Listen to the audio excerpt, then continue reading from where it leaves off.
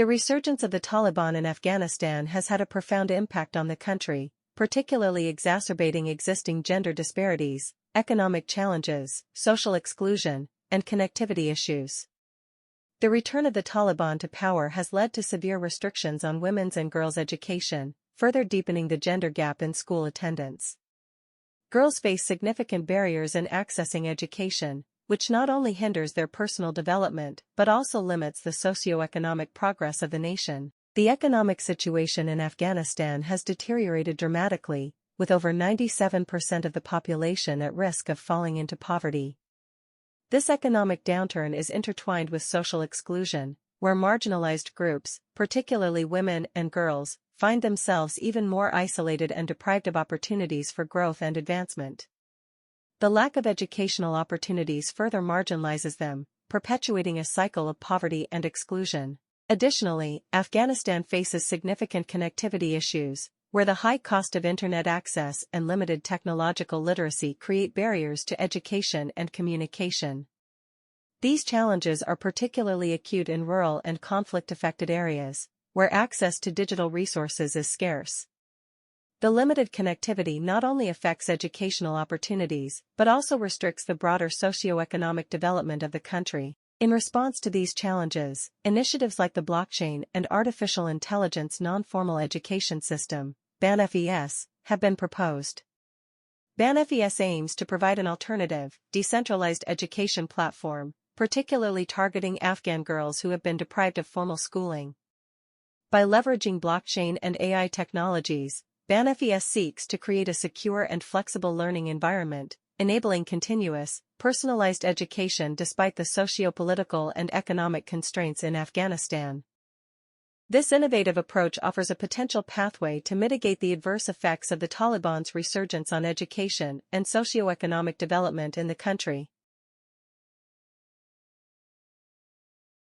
Let's start by assuming that students, without any digital systems and only with limited resources available to them, are informally pursuing their education. They are being taught by teachers who are connected with each other.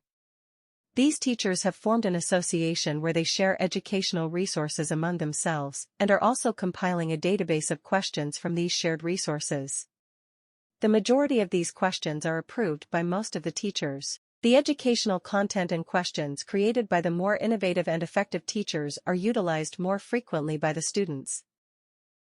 After some time, this question database is digitized and made available on a network of computers and a website. While some more privileged students can access these systems online, the majority of students do not have access to these resources and are therefore compelled to use printed educational materials. The teachers are concerned about how to create fairness between students who have more resources and those who are disadvantaged. Consequently, they establish informal institutions with the help of investors interested in the education sector.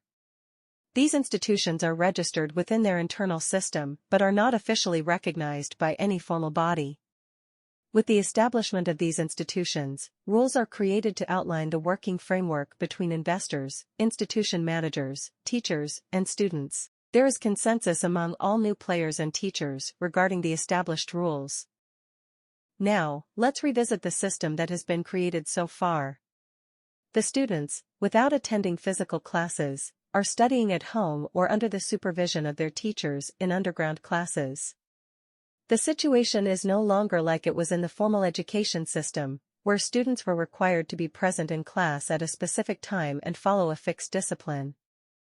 In this new system, they need to complete a series of courses within a specified time frame. However, one major challenge remains: how should they stay in contact with their peers? How can they compete with each other, and ultimately, how should they be accredited? To achieve these goals, we propose building the system based on blockchain technology. In this technology, students can connect with their teachers and peers without risking their identity. Their academic records are recorded daily, or at least weekly. The system regularly logs all their records in a ledger that is accessible to all institutions. However, no one has access to the personal information of the students. Several significant issues need to be addressed. First, how can students, educators, and other participants be registered without exposing their identities or putting them in danger. Many students might lack valid identification documents due to displacement or other reasons. Ensuring that the individual who ultimately receives an educational certificate is the same one who initially registered is another major challenge. This problem is further compounded by the fact that, within the Banfes ecosystem, students don't attend classes in person and take most of their exams remotely. Additionally, in this system, students are motivated by investors based on their academic progress, making it essential to create a secure investment environment where funds are safeguarded, and accurate, reliable assessments of students' academic performance are guaranteed. Fortunately, technological advancements have provided solutions to all these challenges.